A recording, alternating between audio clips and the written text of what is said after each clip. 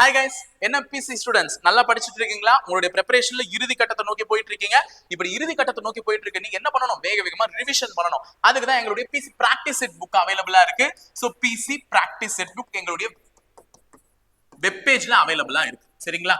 இந்த PC practice set புக்ல ரெண்டு வகையான பாடங்களுக்காக நாங்க கொடுத்துருக்கோம். ஒன்னு வந்து பாத்தீங்கன்னா அறிவியல், இன்னொன்னு வந்து பாத்தீங்கன்னா சமூக அறிவியல். சோ இது ரெண்டுத்தை தான் கொடுத்துருக்கோம், வேற சப்ஜெக்ட்ஸ் எல்லாம் இருக்காது. ஓகேங்களா? அறிவியல் மற்றும் சமூக அறிவியல் 6th to 10th வரையும் இருக்கக்கூடிய எல்லா கொஸ்டின்ஸுமே உங்களுக்கு லூக் அண்ட் கார்னர் கவர் பண்ணப்பட்டிருக்கும். ஸோ நீ வேகமா வாங்கி நான் இன்னும் படிக்க ஸ்டார்ட் பண்ணல சார் அப்படின்றவங்க இந்த புக்கெல்லாம் வாங்கி டேரக்டா அதில் இருக்கக்கூடிய கொஸ்டின் அண்ட் ஆன்சர் மனப்பாடம் பண்ணிட்டு போயிட்டீங்கன்னா கூட உங்களுக்கு ஓரளவுக்கு நாலேஜ் கிடைச்சிடும் இந்த 6th to 10th வரையும் இருக்கக்கூடிய ஐடியாஸ். ஸோ இந்த புக் வந்து எங்களுடைய வெப் பேஜ்ல வந்து சேல்ல போயிட்டு தான் இருக்கு. விருப்பமுள்ள நபர்கள் தாராளமா இணைந்து பர்ச்சேஸ் பண்ணிக்கலாம். Thank you. Hi friends, welcome to முப்படை ட்ரைனிங் அகாடமி. நம்ம இன்னைக்கு என்ன பார்க்க போறோம்னு பார்த்தீங்கன்னா பிசி அல்டிமேட் சீரிஸ் போயிட்டு இருக்கு இல்லைங்களா? இதுல 8th பயாலஜி மட்டும் தனியா பார்க்க போறோம். 8th பிசிக்ஸ் கெமிஸ்ட்ரி சார் எடுத்துருவாரு. 8th பயாலஜி பார்க்க போறோம். சரிங்களா? அதே மாதிரி பிசி ப்ராக்டிஸ் பண்ற பசங்களுக்காக எங்க வெப் பேஜ்ல வந்து ப்ராக்டிஸ் செட் புக்ஸ் அவைலபிளா இருக்கு. எது எதுக்குன்னு பாத்தீங்கன்னா சயின்ஸ் சோசியல் ரெண்டுத்துக்குமே ப்ராக்டிஸ் செட் புக்ஸ் இருக்கு. அதை வாங்கி நீங்க ப்ராக்டிஸ் பண்ணி பாருங்க. நீங்க படிச்ச கொஸ்டின்ஸ் அதுக்கான 4 ஆப்ஷன் இருக்கும். அதுல நீங்க ப்ராக்டிஸ் பண்ணி பாருங்க எதெல்லாம் கரெக்டா போடுறீங்க அப்படின்றத. ஓகே, பார்க்கலாமா? அடுத்து வீடியோக்குள்ள போயிடலாம். ஓகே, 8th பயாலஜி பார்க்க போறோம். ஃபர்ஸ்ட் கொஸ்டின் பாருங்க. கட்டிப்பிடிப்பது என்று பொருள்படும் 1970ஆம் ஆண்டு தொடங்கப்பட்ட சிப்கோ இயக்கத்தின் நிறுவனர் யார்? அதாவது கட்டிப்பிடிப்பது என்று பொருள்படும் சிப்கோ இயக்கம் சொல்றாங்க இல்லையா? சிப்கோ இயக்கம் இதோட நிறுவனர் யாரு அப்படின்னு கேட்டிருக்காங்க. யாருன்னா சுந்தர்லால் பகுகுணா. இது என்ன அப்படின்னா, இந்த மரங்கள் காடுகள்லாம் அழியுது இல்லையா, அதை அழியாம பராமரிக்கணும் அப்படின்றதுக்காக சுந்தர்லால் பகுகுணா அப்படின்றவரு இந்த இயக்கத்தை ஆரம்பிச்சாரு. இதுக்கு ஒட்டி கொள்வது அப்படின்ற இன்னொரு பொருள் இருக்கு. எந்த ஆண்டு தொடங்கப்பட்டதுன்னு பாத்தீங்கன்னா 1970ஆம் ஆண்டு. சரிங்களா? அதே மாதிரி கைலாஷ் சத்யார்த்தி யாருன்னு பாத்தீங்கன்னா இளமையை காப்பாற்று இயக்கம் அப்படின்னு சொல்லக்கூடிய ஒரு இயக்கத்தை கொண்டு வந்தாரு. குழந்தை தொழிலாளர்களுக்கு எதிராக போராடி இருப்பாரு. அதே மாதிரி நார்மன் போர்லாக் உலக பசுமை புரட்சியின் தந்தைன்னு சொல்லுவோம். MS சுவாமிநாதன் யாருன்னு பாத்தீங்கன்னா இந்திய பசுமை புரட்சியின் தந்தை அப்படின்னு சொல்லுவோம். ஓகே, செகண்ட் கொஸ்டின் பார்க்கலாம். ரிவிஷன்றதுனால கொஞ்சம் ஃபாஸ்டா தான் இருக்கும். ஓகேவா? கொஞ்சம் அப்படியே கூடவே வேகமா கவனிச்சுட்டே வாங்க. உலகின் 20% ஆக்சிஜனை உற்பத்தி செய்வதால் பூமியின் நுரையீரல் என அழைக்கப்படும் மிகப்பெரிய மழைக்காடான அமேசான் காடு எங்கு அமைந்துள்ளது? இது ஒரே கொஸ்டின் பாருங்க, 2-3 கொஸ்டின் கவர் பண்ற மாதிரி இருக்கு. என்னன்னா 20% உலகின் 20% ஆக்சிஜனை உற்பத்தி செய்யுது. அது என்னன்னு சொல்றோம்னா பூமியின் நுரையீரல் சொல்றோம். எதுன்னு பாத்தீங்கன்னா அமேசான் காடு. பூமியின் நுரையீரல் என அழைக்கப்படுவது எதுன்னு கேட்டாலும் அமேசான் காடு சொல்லணும். அதே மாதிரி உலகின் மிகப்பெரிய மழைக்காடு அப்படின்னு கேட்டாலும் அமேசான் காடு சொல்லணும். 3 கொஸ்டின் கவர் ஆயிருக்கு பாருங்க. இது எங்க இருக்கு அப்படின்னு பாத்தீங்கன்னா பிரேசில் நாட்டுல இருக்கு. இதுதான் வந்து மிகப்பெரிய காடா இருக்கும். அதே மாதிரி அமேசான் காட்டுல சுமார் 390 பில்லியன் மரங்கள் இருக்கும். ஓகேவா? இதெல்லாம் கொஞ்சம் பாருங்க, ஒரே கொஸ்டின்ல 3-4 கொஸ்டின் கவர் ஆயிருக்கு. அடுத்து பாருங்க, 3வது கொஸ்டின் பாருங்க. உலக காடுகள் தினம் பொறுத்துக்க கேட்டிருக்காங்க. உலக காடுகள் தினம் நமக்கு தெரியும் இல்லையா? மார்ச் 21. அதே மாதிரி உலக நீர் தினம் பாத்தீங்கன்னா மார்ச் 22. உலக சுற்றுச்சூழல் தினம் ஜூன் 5 தான். உலக ஓசோன் தினம் செப்டம்பர் 16. இப்ப என்னன்னு பாருங்க, ஃபர்ஸ்ட் ஒன் 2, 1, 3, 4 ஆப்ஷன் பி. ஓகேவா? 2, 1, 3, 4. ஓகே, அடுத்த கொஸ்டின். இந்திய உணவுக் கழகம் FCI 1965ஆம் ஆண்டு ஜனவரி 14 எங்கு ஏற்படுத்தப்பட்டது? அதாவது இந்திய உணவு சட்டம் அப்படின்னு சொல்லி 1964ஆம் ஆண்டு தான் முதல்ல கொண்டு வராங்க. 1964 இந்திய உணவு சட்டம் கொண்டு வராங்க. இந்த சட்டத்தின் பிரகாரம் முதல்ல எங்க ஆரம்பிச்சாங்கன்னு பாத்தீங்கன்னா தஞ்சாவூர்ல. சரிங்களா? இந்த 1965ஆம் ஆண்டு ஜனவரி 14 தஞ்சாவூர்ல தான் ஆரம்பிக்கிறாங்க. இதோட தலைமையகம் எங்க வைக்கிறாங்கன்னு பாத்தீங்கன்னா சென்னையில. இதுதான் கொஸ்டினா கேட்டிருக்காங்க. ஓகேவா? இது எதுக்காக அப்படின்னு பாத்தீங்கன்னா, இந்த உணவுப் பொருட்களை நம்ம தயாரிக்கிறாங்களே விவசாயிகள், அதை வந்து கரெக்டா முறைப்படுத்தி எடுத்துமே மக்கள் கிட்ட சேர்க்கணும். அதே மாதிரி பொது விநியோக திட்டத்துக்காக பிரிச்சு கொடுக்கணும். அதே மாதிரி இந்த நுகர்வோர்கள் கிட்ட இருந்து எழக்கூடிய இந்த குறைகள் எல்லாம் தீர்க்கறதுக்காக இந்த இந்திய உணவு கழகம் அப்படின்னு சொல்லி ஆரம்பிச்சாங்க. ஓகேவா? அடுத்த கொஸ்டின் பார்க்கலாம். உலக கூற்றுகள் கொடுத்திருக்காங்க பாருங்க. கூற்று 1, 2, 3 என்னெல்லாம் கொடுத்திருக்காங்க பாருங்க. உலக இயற்கை பாதுகாப்பு தினம் என்னைக்கு தெரியும் இல்லையா? உலக இயற்கை பாதுகாப்பு தினம் மே 22. கரெக்டா? தப்பு இல்லையா? ஜூன் 28 தான் கரெக்ட். அப்ப இங்க வந்து ஜூன் 28 வந்திருந்தாதான் இது கரெக்ட் இல்லையா? அப்ப இது தவறானது. அதுக்கடுத்தா உலக உயிரினங்களின் பன்முகத்தன்மை தினம், அதுதான் வந்து மே 22. மாத்தி கொடுத்துருக்காங்க 2 ஆப்ஷனுமே. அப்ப இதுவும் தவறு. அதுக்கடுத்ததான் உலக வனவிலங்கு தினம் மார்ச் 3. இது கரெக்ட் இல்லையா? அப்போ கூற்று 3 மட்டும் சரி. அப்ப கொஸ்டின் பாருங்க, இயற்கை பாதுகாப்பு தினம் கேட்டா ஜூன் 28 சொல்லணும்.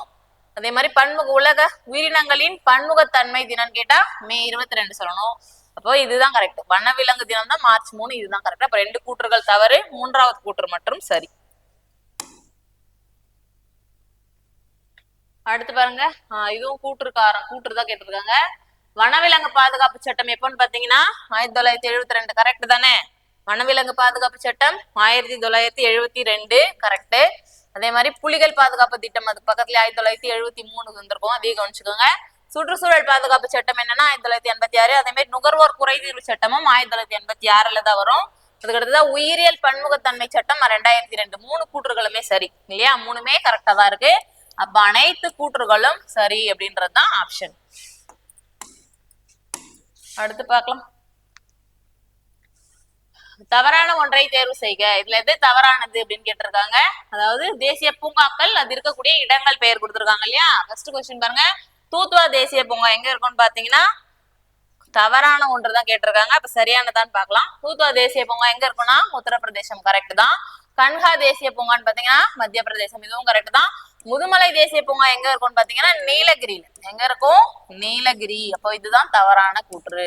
அதுக்கடுத்துதான் முக்கூர்த்தி தேசிய பூங்காவும் நீலகிரி தான். ஓகேவா? அப்போ ஆப்ஷன் சி முதுமலை தேசிய பூங்கா கோயம்புத்தூர் அப்படின்றது தவறானது. ஓகே, அடுத்த கொஸ்டின் பார்க்கலாம்.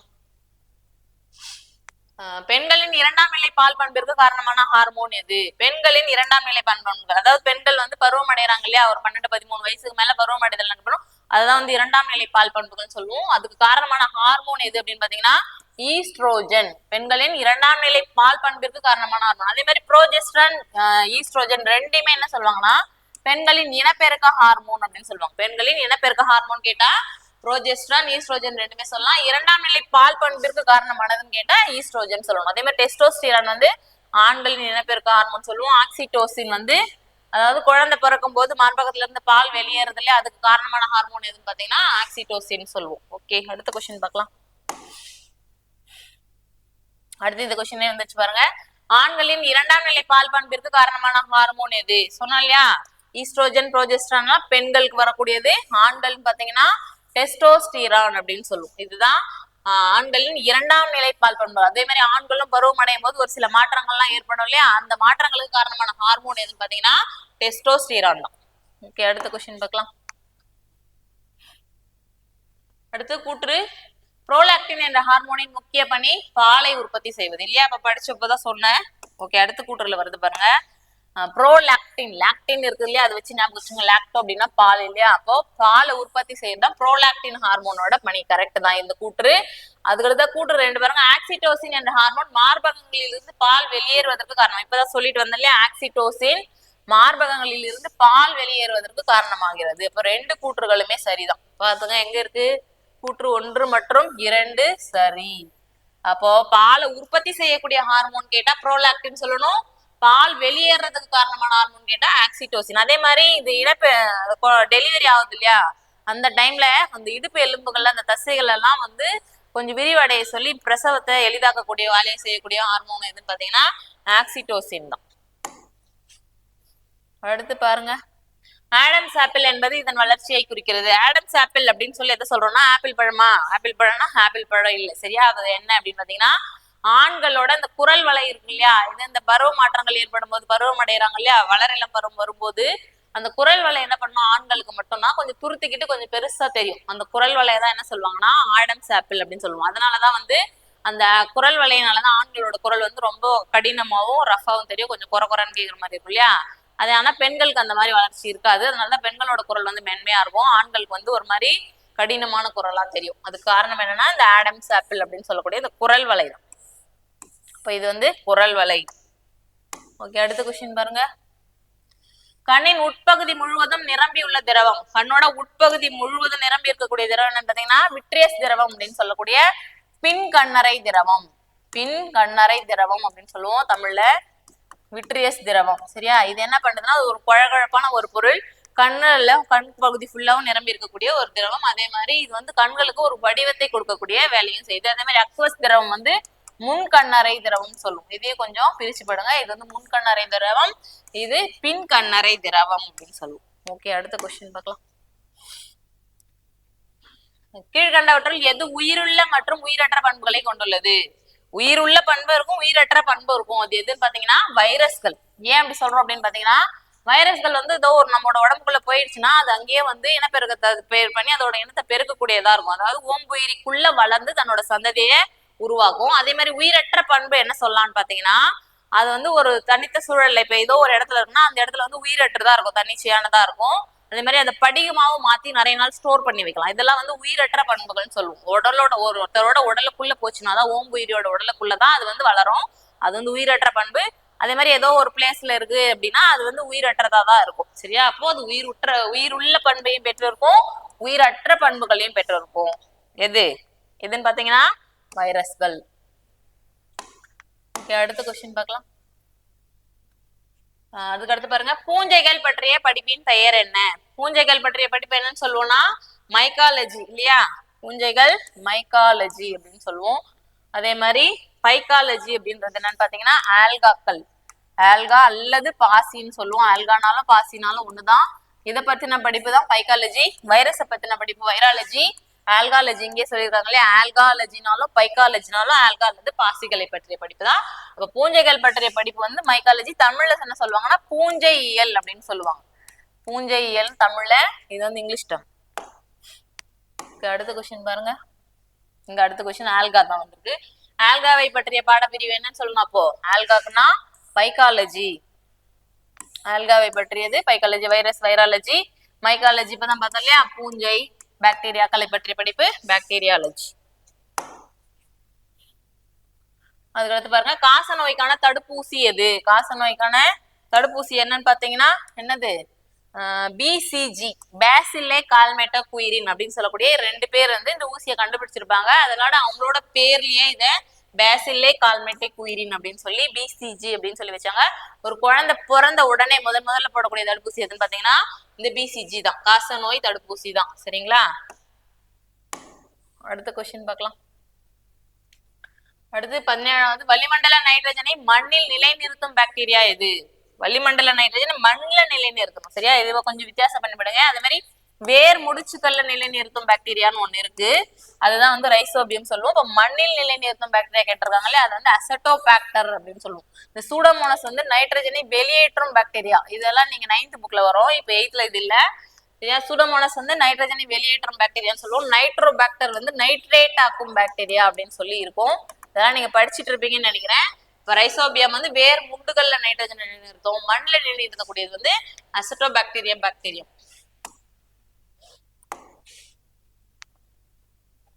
அதுக்கு அடுத்ததா பாருங்க, பதப்படுத்துதல் 1862ஆம் ஆண்டு யாரால் கண்டறியப்பட்டது? பதப்படுத்துதல், பாஸ்டரைசேஷன் அப்படின்னு சொல்லக்கூடிய இந்த பால் பதப்படுத்தக்கூடிய ஒரு மெத்தட். அதாவது பாலை வந்து ஒரு 70 டிகிரி செல்சியஸ்க்கு வந்து என்ன பண்ணணும், கொதிக்க வைப்பாங்க. கொதிக்க வச்சு உடனே குளிர வச்சு அதை என்ன பண்ணுவாங்கன்னா ஒரு பேக்கெட்ல அடைச்சு நமக்கு வந்து விற்கிறதுக்கு வரும். அந்த மாதிரி பாலை பதப்படுத்தக்கூடிய அந்த மெத்தடை யார் கண்டுபிடிச்சாங்க அப்படின்னு பாத்தீங்கன்னா லூயிஸ் பாஸ்டியர். அதே மாதிரி லூயிஸ் பாஸ்டியர் வேற எதை கண்டுபிடிச்சிருக்காருன்னு பாத்தீங்கன்னா வெறிநாய்க்கடி ரேபிஸ் அப்படின்னு சொல்லுவோம் இல்லையா? படிச்சிருப்பீங்க இதையும். வெறிநாய்க்கடி ரேபிஸ்ன்னு சொல்லக்கூடிய அந்த நோய்க்கான தடுப்பூசியும் கண்டுபிடிச்சவரு இவர் தான், லூயிஸ் பாஸ்டியர் தான். அதே மாதிரி நொதித்தல் சொல்றோம் இல்லையா? அதை கண்டுபிடிச்சவரும் இவர் தான். அதே மாதிரி ராபர்ட் கோச் எதுக்கு வராரு? ராபர்ட் கோச் பாக்டீரியா வேலைன்னு தந்தை சொல்லுவோம். அலெக்சாண்டர் பிளமிங் யாரு? பென்சிலின் கண்டுபிடிச்சவரு. அதே மாதிரி எட்வர்ட் ஜென்னர் முதல்ல தடுப்பூசி வேக்சினேஷன் அப்படின்னு சொல்லக்கூடிய அந்த வேர்டை கண்டுபிடிச்சவரு. அதே மாதிரி பெரியம்மை நோய்க்கான தடுப்பூசியை கண்டுபிடிச்சவரும் எட்வர்ட் ஜென்னர் தான். ஓகே, அடுத்த கொஸ்டின் பார்க்கலாம். பொறுத்துக, நோய்கள், நோய் உண்டாக்கும் நுண்ணுயிரிகள் கொடுத்துருக்காங்க பாருங்க. ஃபர்ஸ்ட் என்னன்னா காச நோய். இது நோய்கள்லாம் பத்தி படிச்சிருப்பீங்க இல்லையா? நுண்ணுயிரிகள் 5 வகைகளா பிரிப்பாங்க. ஒண்ணு வந்து வைரஸ், பாக்டீரியா, அடுத்ததா பூஞ்சை, ஆல்கா, அடுத்தது புரோட்டோசோவா அப்படின்னு சொல்லிட்டு நுண்ணுயிர்கள் 5 வகையா பிரிப்போம். இதுல ஒரு நுண்ணுயிரியாலையும் ஒரு நோய்கள் பரவும். நிறைய நோய்கள் படிச்சிருப்பீங்க இல்லையா? வைரஸ் நோய்கள், பாக்டீரியா நோய்கள், புரோட்டோசோவா நோய்கள், பூஞ்சை நோய்கள் சொல்லி படிச்சிருப்பீங்க. அதுல இருந்துதான் கேட்டிருக்காங்க கொஸ்டின். இப்ப காச நோய் பாத்தீங்கன்னா எதாவது வரக்கூடியதா இருக்கும். மைக்கோபாக்டீரியம் டியூபர்குலோசிஸ் பேர்லயே இருக்கு பாருங்க. இது ஒரு பாக்டீரியம் இருக்கு இல்லையா? அப்போ டிபி காச நோய்னு சொல்லக்கூடிய இந்த டிபி மைக்கோபாக்டீரியம் டியூபர்குலோசிஸ் பாக்டீரியாவால வரக்கூடிய ஒரு நோய். ஓகேவா? அதுக்கு பெயர் தான் இந்த மைக்கோபாக்டீரியம் டியூபர்குலோசிஸ், டிபின்னு சொல்லுவோம். இதுக்கான தடுப்பூசி தான் என்னது காச நோய்க்கு? பிசிஜி. ஓகே, அடுத்து பாருங்க, சாதாரண சளி எதால வரக்கூடியதா இருக்கும்? Virus, Reno virus. இது வந்து வைரஸால வரக்கூடிய ஒரு நோய். அடுத்தது அமீபிக் சீதபேதி. எண்டமேபா ஹிஸ்டாலைட்டிகா அப்படின்னு சொல்லக்கூடிய ஒரு புரோட்டோசோவா நுண்ணுயிரி. இது நிறைய இடம் படிச்சிருக்க மாட்டீங்கன்னு நினைக்கிறேன். எண்டமேபா ஹிஸ்டாலைட்டிகா அப்படின்றது வந்து ஒரு புரோட்டோசோவா நுண்ணுயிரி. அதே மாதிரி மலேரியா இருக்கு இல்லையா, மலேரியா வந்து பிளாஸ்மோடியம் அப்படின்னு சொல்லக்கூடிய ஒரு இதுவும் வந்து ஒரு புரோட்டோசோவா நுண்ணுயிரி தான். இது வந்து பாக்டீரியா, இது வைரஸ். அதுக்கு அடுத்ததான் பிளாஸ்மோடியன்றதும் எண்டமேபா ஹிஸ்டாலைட்டிகான்றதும் ஒரு புரோட்டோசோவா. சரி, என்னென்ன நோய் கிருமிகளை பரவும்? ஃபர்ஸ்ட் காச நோய் வந்து மைக்கோபாக்டீரியம் ஒண்ணுதான். சாதாரண சளி வந்து ரெனோ வைரஸ் 2. அமீபிக் சீதபேதி வந்து எண்டமேபா ஹிஸ்டாலைட்டிகா. அடுத்ததான் மலேரியா தான் வந்து பிளாஸ்மோடியம். அப்போ 1 2 4 3 இருக்கா பாருங்க. ஓகே, ஆப்ஷன் சில இருக்கு பாருங்க, 1 2 4 3. அடுத்த கொஸ்டின் பார்க்கலாம். கீழ்கண்டவற்றுள் எது சரியாக பொருந்தியுள்ளது? இதுவுமே நோய்கள் தான், ஆனா காற்று, அதாவது நோய்களை பரவக்கூடிய விதங்களை காற்று வழி நோய்கள், அதே மாதிரி நீர் வழி நோய்கள், பாலியல் தொடர்பு வழி நோய்கள், அதே மாதிரி கடத்தி வழி பரவும் நோய்கள் சொல்லி 4-5 டைப்ஸா பிரிச்சு இருக்கும். இதுல எதெல்லாம் எது மூலியமா பரவும் அப்படின்னு சொல்லி கேட்டிருக்காங்க. பரவக்கூடிய மூலங்கள் பத்தி கொடுத்திருக்காங்க. இப்ப காற்றின் மூலம் பரவும் நோய் எதை சொல்லுவோம் அப்படின்னு பாத்தீங்கன்னா, சரியாக பொருந்தியுள்ளது கேட்டிருக்காங்களா? பொருத்த சொல்லல, சரியாக பொருந்தியுள்ளது இதுன்னு தான் கேட்டிருக்காங்க. அப்போ காற்றின் மூலம் பரவும் நோய் என்னன்னு பாத்தீங்கன்னா காச நோய். அப்ப காலரா கொடுத்துருக்காங்க, அப்ப இது தப்பு தான். ஓகேவா? அப்ப காற்றின் மூலம் பரவும் நோய் எதுனா காச நோய் தான். அதாவது நம்ம காச நோய் இருக்கிறவங்க இரும்புறாங்க, தும்புறாங்க அப்படின்னா அந்த எச்சில் திவலைகள்லாம் காற்றுல வரை, அது மூலயமா நமக்கு நோய் பரவும். அப்போ இது வந்து காற்றின் மூலமா பரவக்கூடிய நோய் வந்து காச நோய் சொல்லுவோம். அடுத்ததான் விலங்குகள் கடிப்பதால் பரவும் நோய் என்னன்னு பாத்தீங்கன்னா ரேபிஸ் வரணும். இங்க என்ன வரணும்னா ரேபிஸ் தான் வரணும். அதாவது நாய், குரங்கு, பூனை, முயல் இதெல்லாம் கடிச்சிச்சுன்னா அதுல வந்து ரேபிஸ் அப்படின்னு சொல்லி ஒரு வைரஸ், அந்த வைரஸ் வந்து விலங்குகளை தாக்கும். அது நம்மள கடிக்கும் போது நமக்கும் வரும். அப்ப விலங்குகள் கடிப்பதால பரவக்கூடிய நோய் வந்து ரேபிஸ் தான். அப்ப காச நோய் இல்ல, அப்ப இதுவும் தவறு. அதுக்கடுத்து உணவு நீர் மூலம் பரவும் நோய், ரேபிஸா இல்ல. இப்பதான் சொன்னோம் இல்லையா, உணவு நீர் மூலமா பரவக்கூடிய நோய் என்னன்னு பாத்தீங்கன்னா டைஃபாய்டு, காலரா இதெல்லாம் சொல்லலாம். சரியா? காலரா இங்க இருக்கு இல்லையா, இது சொல்லலாம். காலராவும் சொல்லலாம், டைஃபாய்டு சொல்லலாம். இதெல்லாம் உணவு நீர் மூலமா பரவக்கூடியதுதான். இது அதே மாதிரி பாக்டீரியல் டிசீஸ். காலரா அப்படின்றதெல்லாம் வந்து ஒரு பாக்டீரியல் நோய், ரேபிஸ்ன்றது ஒரு வைரஸ் நோய், காச நோய் வந்து பாக்டீரியல் நோய் தான் இதுவும். அதுக்கடுத்தா பெண் அனாப்ளஸ் கொசு மூலம் பரவும் நோய் வந்து மலேரியா. இப்பதான் சொன்னோம் இல்லையா, மலேரியா இது வந்து ஒரு புரோட்டோசோவா நுண்ணுயிரியான பிளாஸ்மோடியம் அப்படின்ற ஒரு நுண்ணுயிரி மூலமா பரவக்கூடியது. இதே மாதிரி இந்த நுண்ணுயிரி வந்து கொசு கடிச்சு கொசுவோட உடம்புக்குள்ள பெருகி அந்த கொசு நம்மளை கடிக்கும் போது பரவக்கூடியதா இருக்கும். அப்போ இதுதான் சரியாக பொருந்தியுள்ளது. பெண் அனாப்ளஸ் கொசு மூலம் பரவும் நோய் எதுனா மலேரியா. அதே மாதிரி மலேரியாவை பரப்பக்கூடிய கொசுவோட பெயர் என்ன அப்படின்னு கேட்பாங்க. அதுதான் வந்து பெண் அனாப்ளஸ் கொசு. இது ஒரு கொஸ்டினாவும் பாருங்க. ஓகே, அப்ப இந்த கொஸ்டின் பாருங்க. அப்ப காற்றின் மூலம் பரவும் நோய்ன்னு கேட்டா என்ன சொல்லணும்னா காச நோய், விலங்குகள் கலந்து ரேபிஸ், உணவு நீர் மூலம் பரவும் நோய் வந்து காலரா சொல்லலாம். மாறி மாறி இருக்கு. அப்ப இது எல்லாமே தவறானதுதான், இதுதான் சரியானது. அடுத்த கொஸ்டின் பாருங்க. நீர் புற்கள் என அழைக்கப்படுபவை. நீர் புற்கள் அப்படின்னு சொல்லி எதை சொல்றோம் அப்படின்னு பாத்தீங்கன்னா ஆல்கா. அதாவது தண்ணி, ஆறு, ஏரி, குளம் எல்லாம் இருக்கு இல்லையா, ஆறு இல்ல ஏரி, குளம் எல்லாம் இருக்கு இல்லையா, அது மேல வந்து ஒரு பச்சை பச்சை படல மாதிரி படர்ந்திருக்கும். அது வந்து இப்ப என்னன்னா அது ஒரு வகையான ஆல்கா. அது என்ன பண்ணுதுன்னா அதாவது நீர்ல புற்கள் மாதிரி தெரியும். அதனாலதான் அது என்ன சொல்றாங்கன்னா நீர் புற்கள் அப்படின்னு சொல்லக்கூடியது இது ஆல்கா. அல்கா அல்லது பாசி ரெண்டுமே சொல்லலாம். ஓகே, அடுத்து பாருங்க. பூஞ்சைகளால் தாவரங்களில் ஏற்படும் நோய்களை பொறுத்துக. பூஞ்சைகள் மனிதர்களுக்கு மட்டும் இல்ல தாவரங்களுக்கு நோய் ஏற்படுத்தும் சொல்லி படிச்சிருப்பீங்க. அதுல என்னென்ன நோய்கள் எந்தெந்த தாவரத்துல வரும் அப்படின்னு கேட்டிருக்காங்க. இப்ப பருத்தியில் என்ன நோய் வரும்னு பாத்தீங்கன்னா வாடல் நோய். படிச்சுட்டோம் இல்லையா, நீங்க உங்களுக்கு எல்லாருக்குமே தெரிஞ்சிருக்கும். பருத்தியில் வாடல் நோய். கரும்பில் பாத்தீங்கன்னா சிவப்பு அழுகல் நோய். நெல்லில் என்ன நோய்னா பிளாஸ்ட் நோய். முள்ளங்கியில் வெண்துரு நோய் அப்படின்னு சொல்லுவோம். அப்ப ஆப்ஷன் பாருங்க. ஃபர்ஸ்ட் ஒன் வந்து பருத்தி வாடல் நோய் 4, கரும்பு வந்து சிவப்பு அழுகல் நோய் 4 2, நெல்லில் வந்து பிளாஸ்ட் நோய் 4 2 3, முள்ளங்கியில் வெண்துரு நோய் 4 2 3 1. Option A.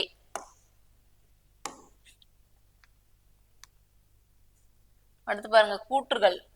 ஆஸ்பெர்ஜில்லஸ் என்ற பூஞ்சையானது குழந்தைகளிடம் ஒவ்வாமையை ஏற்படுத்துகிறது இல்லையா, படிச்சுட்டோம். இதையும் ஆஸ்பெர்ஜில்லஸ் பூஞ்சை தான் குழந்தைகளுக்கு என்ன ஏற்படுத்தும்னா ஒவ்வாமை, அதாவது வாந்தி எல்லாம் வரும், ஒரு சிலதெல்லாம் அலர்ஜி மாதிரி தெரியும் குழந்தைங்களே, அதுதான் ஒவ்வாமைன்னு சொல்லுவோம். அப்போ என்ன பூஞ்சைன்னு பாத்தீங்கன்னா ஆஸ்பெர்ஜில்லஸ். இது கரெக்ட் தான். அதே மாதிரி கிளாடோஸ்போரியம் என்ற பூஞ்சையானது ஒவ்வாமையில இருந்து, பூஞ்சைனாலே ஒவ்வாமை வருது, அதே மாதிரி ஏதோ ஒரு பூஞ்சை கொடுக்கும் போது அந்த ஒவ்வாமையை வந்து மருந்தா பயன்படுது, அதான் சொல்லிடுவாங்க. கிளாடோஸ்போரியம் அப்படின்றதும் கரெக்ட் தான்.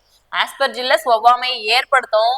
கிளாடோஸ்போரியம் என்ன பண்ணுனா ஒவ்வாமையிலிருந்து பாதுகாக்கக்கூடிய ஒரு பூஞ்சை. அப்போ 2 கூற்றுகளுமே சரிதான். கூற்று 1 மற்றும் 2 சரி.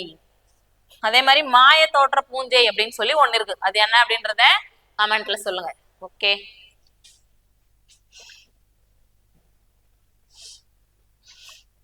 அடுத்து பாருங்க, ஜிம்னோஸ்பம் என்பது மூடிய விதை தாவரங்கள், ஆஞ்சியோஸ்பம் என்பது திறந்த விதை தாவரங்கள். இதுவும் கூட்டு தான் கேட்டிருக்காங்க.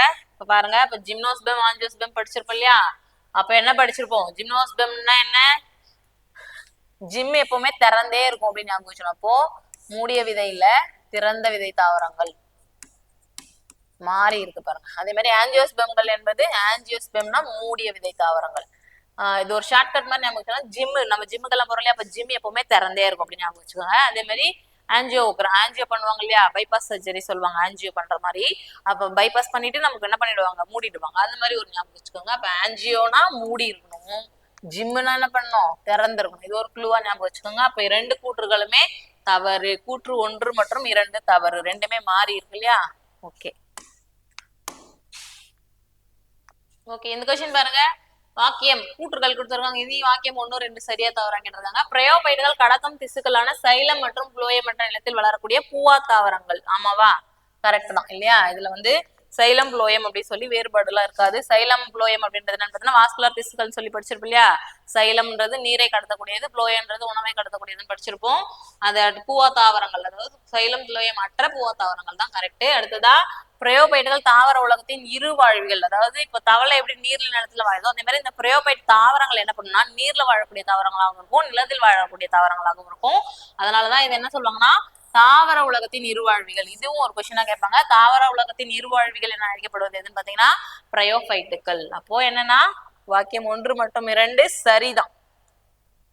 ஓகே, ஆப்ஷன் சி பாருங்க, வாக்கியம் 1 மற்றும் வாக்கியம் 2 சரி. ஓகே, அடுத்த கொஸ்டின் பார்க்கலாம். அடுத்து பாருங்க, மருந்துகளின் அரசி என்று அழைக்கப்படுவது எதுன்னு பாத்தீங்கன்னா மருந்துகளின் அரசி படிச்சுட்டு நிறைய வாட்டி இல்லையா? பென்சிலின். இதை கண்டுபிடிச்சவர் யாருன்னா அலெக்சாண்டர் பிளமிங் படிச்சிருப்போம். அதே மாதிரி 1928வது வருஷம் கண்டுபிடிச்சாரு.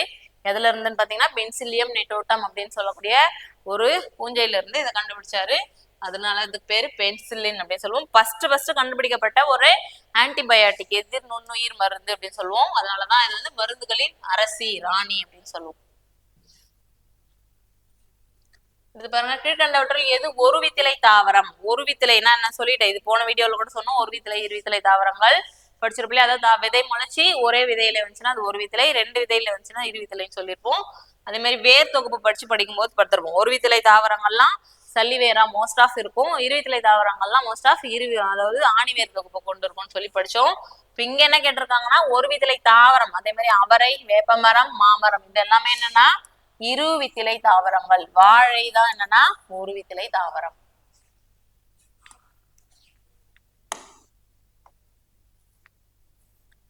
அடுத்து பாருங்க, இந்தியாவில் உள்ள மிகப்பெரிய உலர் தாவர தொகுப்பு ஹெர்பேரியம் எங்கு அமைந்துள்ளது? அதாவது தாவரங்கள், ஹெர்பேரியம் அப்படின்னா என்னன்னா தாவரங்களை வந்து பதப்படுத்தி, அதாவது பேப்பர்ல, நியூஸ் பேப்பர்ல வச்சு அதை பதப்படுத்தி அதை வந்து ஒட்டி அதை வந்து பாதுகாத்து வைப்பாங்க. அந்த மாதிரியான ஒரு ஹெர்பேரியம் உலர் தாவர தொகுப்பு எங்க இருக்குன்னு பாத்தீங்கன்னா கொல்கத்தால இருக்கு. இந்தியாவின் மிகப்பெரிய ஹெர்பேரியம் என்னன்னு பாத்தீங்கன்னா கொல்கத்தா.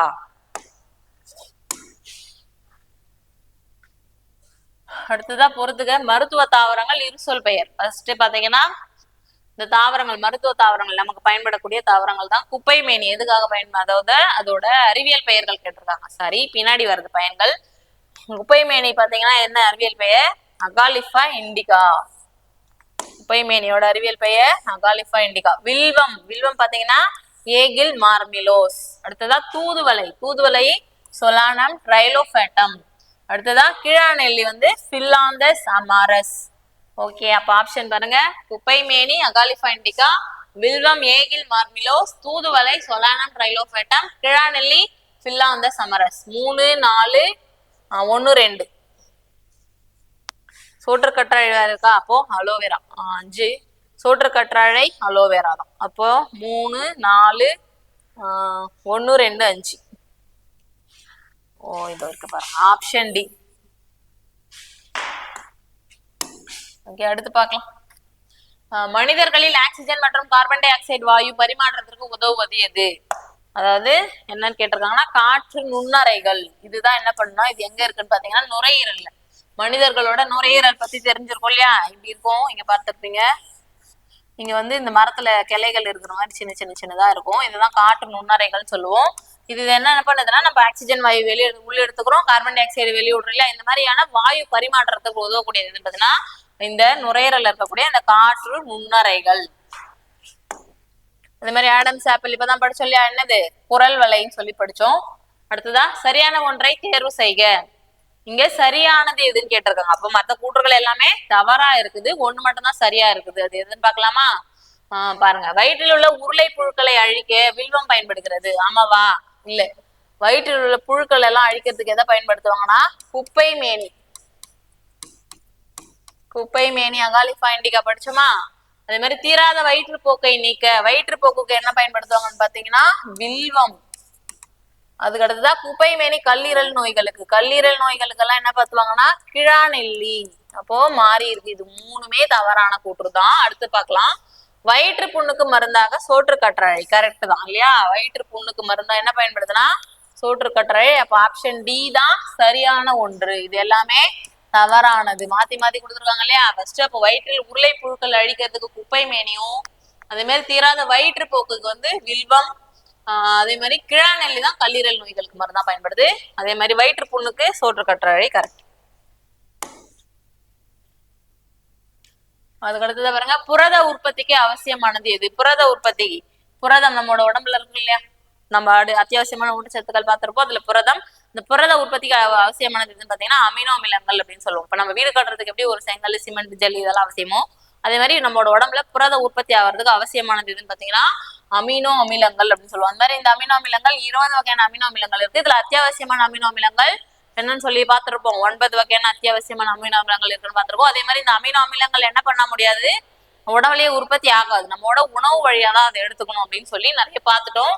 அதே மாதிரி என்ன பார்த்தோம், தாது உப்பு குறைபாட்டு நோய்கள் பார்த்தோம், வைட்டமின் குறைபாட்டு நோய்கள் பார்த்திருப்போம், கொழுப்பு அமிலங்கள் பார்த்திருப்போம். கொழுப்பு அமிலங்கள் என்னவா கன்வெர்ட் ஆகுது உடம்புல அப்படின்றத நீங்க கமெண்ட்ல சொல்லுங்க. இப்ப கார்போஹைட்ரேட் வந்து ஸ்டார்ச்சா மாறும், புரதங்கள் அமினோ அமிலங்கள் ஆகும், கொழுப்பு அமிலங்கள் நானே சொல்லிட்டேன், கொழுப்பு தான் வந்து கொழுப்பு அமிலங்களா கன்வெர்ட் ஆகும், இதையும் நானே சொல்லிட்டேன். ஓகே. அதே மாதிரி இந்த கொழுப்பு அமிலங்கள் பத்தியும் சொல்லியிருப்போம் இல்லையா, எசென்சியலி ஃபேட்டி ஆசிட்ஸ். இதுவும் வந்து உணவு வழியா தான் நம்ம உடம்புக்கு எடுத்துக்கணும், உடலே உற்பத்தி ஆகாதுன்னு சொல்லி படிச்சிருப்போம்.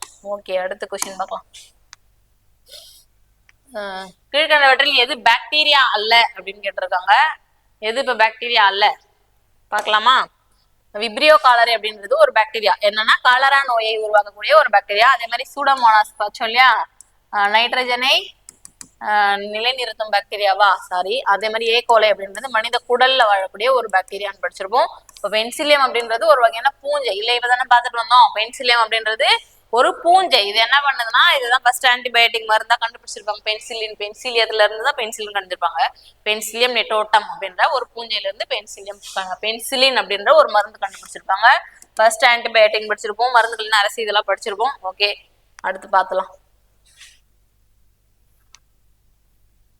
அடுத்து பாருங்க, தொடை எலும்பு மனித எலும்பு கூட்டின் மிக நீளமான எலும்பு. பார்த்தோம் இல்லையா, தொடை எலும்பு பீமர். இது போன வீடியோலுமே வந்துச்சு. பீமர்னு சொல்லக்கூடிய தொடை எலும்பு தான் மிக நீளமான எலும்பு. அதே மாதிரி நடுச்செவியில் உள்ள ஸ்டேப்ஸ் எனப்படும் அங்கவடி எலும்பு தான் மிக சிறிய எலும்பு. இதுவும் படிச்சுட்டோம். அப்போ 2 கூற்றுகளுமே சரிதான். கூற்று 1 மற்றும் 2 சரி. ஆப்ஷன் பி இருக்கு பாருங்க.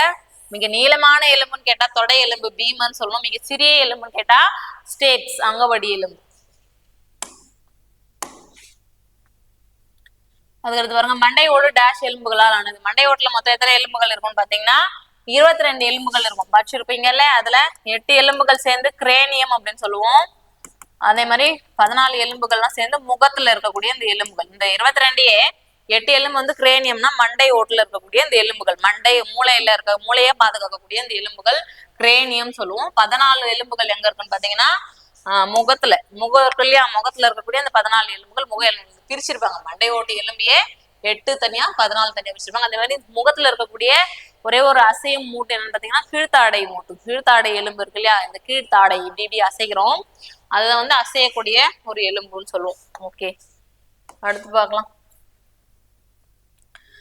பெல்விக் வளையம் என அழைக்கப்படுவது. பெல்விக் வளையம் எதை சொல்றோம்னு பாத்தீங்கன்னா இடுப்பு எலும்பு. இந்த இடுப்புக்கு இருக்கு இல்லையா, அந்த எலும்பு தான் பெல்விக் வளையம் சொல்லுவோம். உடம்போட மொத்த வெயிட்டை தாங்கக்கூடிய எலும்பா இருக்கும். அதே மாதிரி கால்களை வந்து ஜாயின் பண்ணக்கூடிய எலும்பு இடுப்பு எலும்புன்னு சொல்லுவோம். குருத்தெலும்பு எங்க இருக்குன்னு பாத்தீங்கன்னா மூட்டுக்கல்ல இருக்கும். இந்த குருத்தெலும்புகளோட என்ன சொல்ற குருத்தெலும்புகளோட அழற்சியினாலதான் என்ன வரும்னா நமக்கு மூட்டு வலி, மூட்டவாதம், முடக்குவாதம்லாம் சொல்றாங்க இல்லையா, ஆர்த்தரைட்டிஸ் அப்படின்னு சொல்லக்கூடிய நோய் வரும். அதே மாதிரி மணிக்கட்டு எலும்பு எங்க இருப்போம்னா கையில இருக்கக்கூடியது, காலில் இருக்கக்கூடியதா இருக்கும். முதுகெலும்பு, முள்ளெலும்பு அப்படின்னு சொல்லி படிச்சிருப்போம். முள்ளெலும்ப நிறைய டைப்ஸா பிரிச்சிருப்பாங்க, 4-5 டைப்ஸா பிரிச்சிருப்பாங்க. அதே கொஞ்சம் ரீகால் பண்ணி பாருங்க. எடுத்து பாருங்க. அடுத்த கொஸ்டின் பாருங்க. இப்ப அண்டம் விடுபடுதலின் போது எந்த ஹார்மோன் தேவைப்படுகிறது? பெண்களுக்கு வந்து அண்டம் இருக்கு இல்லையா, பெண்களோட இனப்பெருக்க உறுப்புல இருக்கக்கூடியது அண்டம் சொல்லும், கருமுட்டை சொல்லக்கூடியது. அந்த ஹார்மோன் வந்து அண்டம் விடுபடுதலின் போது எந்த ஹார்மோன் தேவைப்படுது அப்படின்னு சொல்றாங்க. எதுன்னு பாத்தீங்கன்னா லூட்டினைசிங் ஹார்மோன். அண்டம் விடுபடுதலின் போது லூட்டினைசிங் ஹார்மோன் தான் தேவைப்படும். அதே மாதிரி பாலிக்கல்களை தூண்டும் ஹார்மோன் எதுன்னு பாத்தீங்கன்னா ஈஸ்ட்ரோஜன் அப்படின்னு சொல்லுவாங்க. ஈஸ்ட்ரோஜன். அதே மாதிரி லாக்டோஜெனிக் ஹார்மோன் பார்த்தோம் இல்லையா, இப்பதான் லாக்டோஜெனிக் என்னது, பாலை உற்பத்தி செய்யக்கூடிய ஒரு ஹார்மோன். ஆண்ட்ரோஜன் என்னதான் ஆண்ட்ரோஜன் அல்லது டெஸ்டோஸ்டிரான், ரெண்டுமே என்னன்னா ஒரே பேர் தான். இது என்னதுன்னா ஆண்களோட இனப்பெருக்க ஹார்மோன் அப்படின்னு சொல்லுவோம்.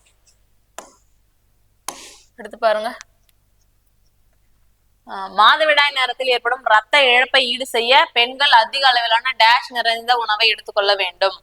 பெண்களுக்கு பீரியட்ஸ் ஆகும் இல்லையா, மாசம் மாசம் அந்த டைம்ல ரத்தப்போக்கு ஏற்படும். அதை ஈடு கட்டுறதுக்காக எந்த வகையான சத்து உடம்புல நமக்கு அதிகப்படியா தேவைப்படும் அப்படின்னு கேக்குறாங்க.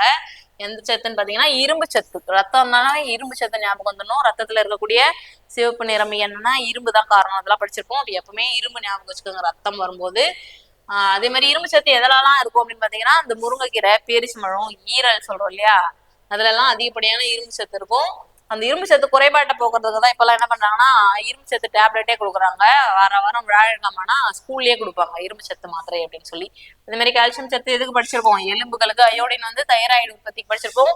மெக்னீசியம் இதுவுமே எலும்புக்கு தேவையான ஒரு சத்து தான். இந்த பாதாம், பருப்பு வகைகள், இந்த மாதிரி முழு தானியங்கள் இதெல்லாம் எடுத்துக்கும் போது நமக்கு மெக்னீசியம் சத்து கிடைக்கும். இதுவும் எலும்புகளுக்கு தேவையான ஒரு சத்தா தான் இருக்கும். அதுக்கடுத்து பாருங்க, எந்த ஊட்டச்சத்து குறைபாட்டால், இப்பதான் சொன்னோம் இல்லையா, எலும்புகள் பலவீனம் அடைகிறதுனாவே என்ன வந்துடணும் எப்பவுமே கால்சியம். அதே மாதிரி பாஸ்பரஸ் கூட எலும்பு பலவீனத்துக்கு தான் வரும். கால்சியம் பாஸ்பரஸ் ரெண்டுமே எலும்பு பற்கள்னாவே ஞாபகம் வந்துடும். மெக்னீசியம் சொன்னேன். அதே மாதிரி இரும்பு வந்து அதாவது அனீமியா ரத்த சோகைக்கு வரக்கூடியது. அயோடின் வந்து தைராய்டு உற்பத்திக்கு பயன்படக்கூடியது. அடுத்து பாருங்க, பொறுத்துக பரவும் முறை கொடுத்துருக்காங்க. நோய் எது மூலியமா பரவும், எப்படி பரவும் சொல்லியிருக்காங்க. நோய்கள் கொடுத்துருக்காங்க. மலேரியா சொன்னலையா, பிளாஸ்மோடியம் அப்படின்ற ஒரு புரோட்டோசோவானால பரவக்கூடிய நோயின்னு சொல்லி. அது எப்படி பரவும் அப்படின்னு பாத்தீங்கன்னா பெண் அனாப்ளஸ் கொசு, இதுவும் படிச்சோம் இல்லையா, இப்பதான் படிச்சுட்டு வந்தோம். பெண் அனாப்ளஸ் கொசு அப்படின்னு. அமீபிக் சீதபேன், அமீபிக் சீதபதி எது மூலியமா பரவும் பாத்தீங்கன்னா உணவு, நீர், கொசு இது 3 மூலியமாவே பரவும். அதாவது கெட்டு போன உணவெல்லாம் எடுத்துக்கும் போது இந்த பாக்டீரியா இது வந்து இதுவும் வந்து புரோட்டோசோவா தான் சொன்னோம் இல்லையா. அமீபிக் சீதபேதியும் மலேரியா ரெண்டுமே புரோட்டோசோவா தான். காலரா தான் வந்து என்னன்னா பாக்டீரியா. இது என்னன்னு பாத்தீங்கன்னா கெட்டு போன உணவு, நீர் மூலியமா. அதே மாதிரி காச நோயும் பாக்டீரியா தான். இது எது மூலியமா பரவும் பாத்தீங்கன்னா காற்று மூலியமா தான் பரவும். அப்ப ஆப்ஷன் பாருங்க, ஃபர்ஸ்ட் ஒன் மலேரியா, பெண் அனாப்ளஸ் 2 4 1 3 இல்லையா. ஆமா, ஆப்ஷன் ஏ. ஓகே, அடுத்த கொஸ்டின் பார்க்கலாம். பாலை தயிராகும் பாக்டீரியா எது? அத்திருப்பொல்லியா, பாலை தயிராக மாற்றக்கூடிய பாக்டீரியா. அதே மாதிரி மனிதனோட குடல்ல இருக்கக்கூடிய பாக்டீரியா என்னன்னா லாக்டோபேசில்லஸ் அப்படின்னு சொல்லக்கூடியது. இதுதான் என்னன்னா பாலை வந்து தயிராக மாற்றி கொடுக்குது. அதே மாதிரி லாக்டோபேசில்லஸ் வந்து தேசிய நுண்ணுயிரியா 2012ஆம் ஆண்டு அறிவிச்சிருப்பாங்களே. ஏன் அப்படின்னு பாத்தீங்கன்னா இது மனிதனுக்கு குடல்ல நன்மை செய்யக்கூடியதா இருக்கும், அதனாலதான் இதை தேசிய நுண்ணுயிரியா அறிவிச்சிருப்பாங்க. அதே மாதிரி ஏகோலை பாக்டீரியா இதுவுமே என்னன்னா மனிதனோட வயிற்றுல பி விட்டமின்ல இருக்கக்கூடிய B1 B2 இதெல்லாம் படிச்சிருப்போம் இல்லையா. இந்த மாதிரி பி கூட்டு பொருட்களை உருவாக்கும். அதே மாதிரி விட்டமின் கே இதெல்லாம் வந்து உருவாக்குறதுக்கு உற்பத்தி ஆயிருக்கு ஏகோலை பாக்டீரியாவும். அதுக்கப்புறம் ஈஸ்ட் என்னது, ஈஸ்ட் வந்து ஒரு பூஞ்சை சொல்லி படிச்சிருப்போம். அதே மாதிரி ரைசோபியம் வேர் மூண்டுகள்ல வாழக்கூடிய ஒரு பாக்டீரியான்னு படிச்சிருப்போம். ஓகே, அடுத்து பார்க்கலாம். வயிற்று புண்ணை குணப்படுத்தும் தாவரம் இதுதான் பார்த்துட்டு வந்தோம் இல்லையா. வயிற்று புண் இருந்துச்சுன்னா என்ன பண்ணணும், அலோவேரா, சோற்று கற்றாழை இது மட்டும் தானா அப்படின்னு பாத்தீங்கன்னா இல்ல. அதே மாதிரி மூல நோய்களுக்கும் தோல் அழற்சி நோய்களுக்கும் என்ன பயன்படுத்துறாங்கன்னா இந்த சோற்று கற்றாழை அப்படின்னு சொல்லக்கூடிய இந்த அலோவேராவை பயன்படுத்துறாங்க. அதே மாதிரி சோப்பு தயாரிக்கிறதுக்கு, ஷாம்பு தயாரிக்கிறதுக்கு, இந்த மாதிரி முகத்துல வந்து ஜெல்லு தலையில யூஸ் பண்றதுக்கு இதுக்கெல்லாமும் நிறைய பயன்படுது அலோவேரா. அதே மாதிரி சொலனான் ட்ரைலோஃபைட்டம் அப்படின்றது என்னன்னு பாத்தீங்கன்னா தூதுவளை படிச்சோமா, ஆஸ்துமா, சளி, காய்ச்சல் இதுக்கெல்லாம் பயன்படும். அஹாலிஃபா இண்டிகான்றது குப்பை மேனி, ஏகில் மார்மிலோஸ்ன்றது வில்வம். ஓகே, அடுத்த கொஸ்டின் பார்க்கலாம். அடுத்து பொறுத்துக்கதான் இப்பதான் சொன்னாலே அதோட யூசேஜஸ் கொடுத்துருக்காங்க. இப்போ குப்பைமேனி எதுக்கு பயன்படுதுன்னு பாத்தீங்கன்னா தீக்காயம், குப்பைமேனி தீக்காயத்துக்கு பயன்படுத்தலாம். வில்வம் வந்து வயிற்றுப்போக்கு, தூதுவளை ஆஸ்துமா தான், கிழாநெல்லி கல்லீரல். மஞ்சக்காமாலை எல்லாம் வந்துச்சுன்னா எந்த உறுப்பு பாதிக்கப்படும் அப்படின்னு பாத்தீங்கன்னா கல்லீரல். இதையும் நிறைய படிச்சிருப்பீங்க. மஞ்சக்காமாலினால பாதிக்கப்படக்கூடிய கல்லீரல் தான். அதை வந்து நமக்கு இந்த கிழாநெல்லி எடுத்துக்கும் போது என்ன பண்ணோம்னா இந்த கல்லீரல் சார்ந்த நோய்கள்லாம் குணப்படும். ஓகேவா? அப்போ 1 2 3 4 கரெக்டா இருக்கா? லைனாவே இருக்கு. Option D. அடுத்து பாருங்க, காரிஃப் பயிர்கள், ராஃபி பயிர்கள், சயர் பயிர்கள், நார் பயிர்கள் கொடுத்துருக்காங்க. இப்ப காரிஃப் பயிர்கள்லாம் என்னெல்லாம் அப்படின்னு பாத்தீங்கன்னா, அதாவது இது வந்து மழை காலத்துல வரக்கூடிய பயிர்களா இருக்கும். அதாவது ஜூன் டு செப்டம்பர் வரைக்கும் இருக்கலாம். ராஃபி பயிர்கள் வந்து நவம்பர்ல இருந்து ஒரு ஏப்ரல் வரைக்கும் இருக்கும்னு நினைக்கிறேன். அதே மாதிரி சயத் பயிர்கள் வந்து ஏப்ரல்ல இருந்து ஜூன் ஜூலை வரைக்கும் இருக்கும். ஓகே, அதாவது இது மழை காலத்துல வரக்கூடிய பயிர்கள், இது வந்து குளிர்காலத்துல, இது வந்து அதே மாதிரி கோடை காலத்துல விளைவிக்கக்கூடிய பயிர்கள் சொல்லி படிச்சிருப்பீங்க. நார் பயிர்கள், நார் அதாவது பயிர்கள்ல இருந்து நார் பொருட்கள் எடுப்போம், அது வந்து நார் பயிர்கள் சொல்லுவாங்க. அப்ப சணல் இது கரெக்டாவே இருக்கு நேராவே. அப்ப ராஃபி காரிஃப் பயிர்கள்னா என்னன்னா இதுதான், பருத்தி, நிலக்கடலை, நெல் இதெல்லாம் வரும். அதே மாதிரி ராஃபி பயிர்கள்னா கடுகு, ஆளி விதை இதுதான். சயது வந்து காய்கறிகள், பழங்கள், இதெல்லாம் இந்த பருவத்துல பயிரிடக்கூடிய பயிர்களா இருக்கும். அதுதான் சொல்லிருக்காங்க காரிஃப் பருவங்கள், பருவ காலங்களை இப்படி பிரிச்சிருப்பாங்க. என்னென்ன பயிர்கள் விளைவிக்கிறாங்க அப்படின்னு சொல்லிருக்காங்க. அப்போ 1 2 3 4 லைனாவே இருக்கு இல்லையா? Option D. அடுத்து பாருங்க, மதுபானம் தயாரிக்க பயன்படும் ஈஸ்ட் என்பது ஒரு, இப்பதான் பார்த்தோம் ஈஸ்ட் அப்படின்றது பாக்டீரியாவா வைரஸா பூஞ்சையா? பூஞ்சை இல்லையா? ஈஸ்ட் என்பது ஒரு பூஞ்சை. சரியா? இதுல இருக்கக்கூடிய இன்வெர்டேஸ், ஜைமேஸ் அப்படின்னு சொல்லி 2 நொதிகள் இருக்குது. இது என்ன பண்ணோம்னா நொதித்தல், அதாவது சக்கரை பாகு இருக்கு இல்லையா, அதுல நொதித்தல்ல வினையில ஈடுபட்டு மதுபானங்கள் தயாரிக்கிறதுக்கு பயன்படுது. இதுதான் கொஸ்டினா கேட்டிருக்காங்க. ஓகே, இதுல இருக்கக்கூடிய நொதிகள் என்னன்னு பாத்தீங்களா ஜைமஸ், இன்வெர்டேஸ் சொல்லுவோம். அப்போ இது என்னன்னு, ஈஸ்ட்ன்றது ஒரு வகையான பூஞ்சை. அடுத்து பாருங்க, தாவரங்களை வகைப்படுத்தும் மிக பழமையான வகைப்பாட்டு முறை அப்படின்னு கேட்டிருக்காங்க. இது என்னன்னு பாத்தீங்கன்னா செயற்கை வகைப்பாட்டு முறை அப்படின்னு சொல்லி படிச்சிருப்பீங்க. மிக பழமையானதுன்னு பார்த்தா மரபொழி போட்டிருப்பீங்க, செயற்கை தான் கரெக்ட். அதே மாதிரி நவீன வகைப்பாட்டு முறையை கொண்டு வந்தவர் யாரு, இயற்கை வகைப்பாட்டு முறையை கொண்டு வந்தவர் யாருன்றதையும் நீங்க பார்க்கணும், சொல்லுங்க கமெண்ட்ல. அடுத்து பாருங்க, உண்ணத்தகுந்த காளான் எது? உண்ணத்தகுந்த காளான் எதுன்னு பாத்தீங்கன்னா காளான் இருக்கு இல்லையா, அந்த காளான்களையும் நம்ம உண்ணக்கூடியதா தான் இருக்கும். இது என்னெல்லாம் காளான்லாம் நம்ம உண்ணலாம் அப்படின்னு பாத்தீங்கன்னா அகாரிகஸ், இதுதான் வந்து உண்ணத்தகுந்த காளான். பொத்தான் காளான், பட்டன் காளான் அப்படின்னு சொல்லுவாங்க. பார்த்திருப்பீங்க மழை காலத்துல எல்லாம் இப்படி வளர்ந்துருக்கும். இது ஒரு வகையான பூஞ்சை தான் இல்லையா, பட்டன் குடை மாதிரி இருக்கும் இல்லையா, இதுதான். இதுல என்னெல்லாம் இருக்குன்னு பாத்தீங்கன்னா அதிகப்படியான புரதம் இருக்கு காளான்ல. அதே மாதிரி தாது உப்புகளும் அதிகமா இருக்கும். தாது உப்புகள் சொன்னோம் இல்லையா, கால்சியம், பாஸ்பரஸ், அயன், இதெல்லாம் இந்த மாதிரியான தாது உப்புகள். அதே மாதிரி புரதம் அதிகப்படியா இருக்கு. அதே மாதிரி பொத்தான் காளான்னு சொல்லுவாங்க இதை.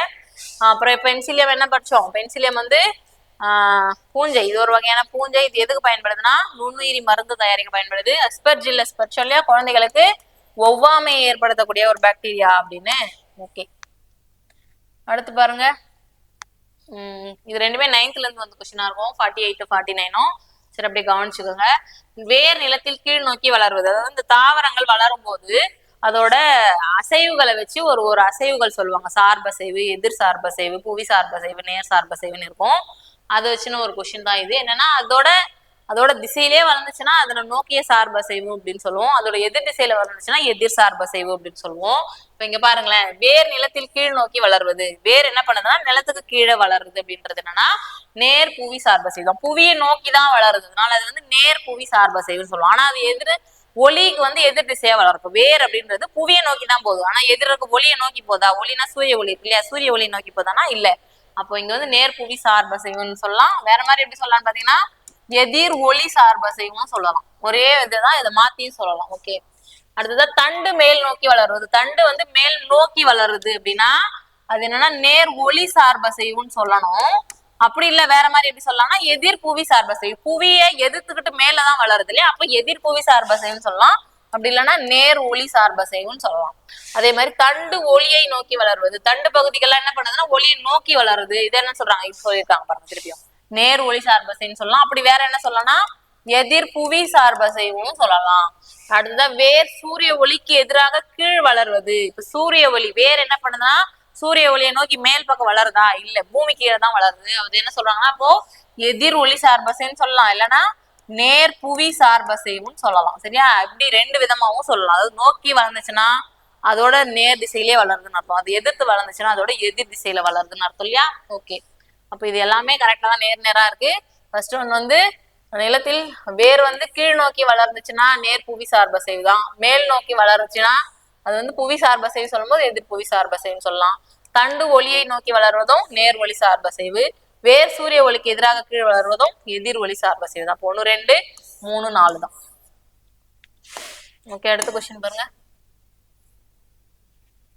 பின்வருவனவற்றுள் சரியானது எது? இதுவும் 9th வரக்கூடிய ஒரு கொஸ்டின் தான் இருக்கும். அதாவது இந்த பசுங்கணிகங்கள் இருக்கு இல்லையா, கணிகங்களை வந்து உணவு தயாரிக்கிறதுக்கும் உணவுப் பொருட்களை சேமித்து வைக்கிறதுக்கும் செல்லுல இருக்கக்கூடிய ஒரு நுண்ணுறுப்புன்னு சொல்லி படிச்சிருப்போம். இதுல என்னென்ன கணிகங்கள் என்னென்ன நிறத்தை கொடுக்கும் அப்படின்னு சொல்லி கேட்டிருக்காங்க. இப்ப பசுங்கணிகம் அப்படின்றது என்னன்னா பச்சை நிறத்தை கொடுக்கக்கூடியதுதான், இது சரிதான். அதே மாதிரி வண்ண கணிகங்கள் அப்படின்றது என்ன, மஞ்சள், சிவப்பு, ஆரஞ்சு. இதை வந்து குளோரோபிளாஸ்ட் அப்படின்னு சொல்லுவாங்க. இந்த டேர்மும் புக்லயே இருக்கும், இதையுமே கேட்பாங்க. குளோரோபிளாஸ்ட் அப்படின்றது பசுங்கணிகம்.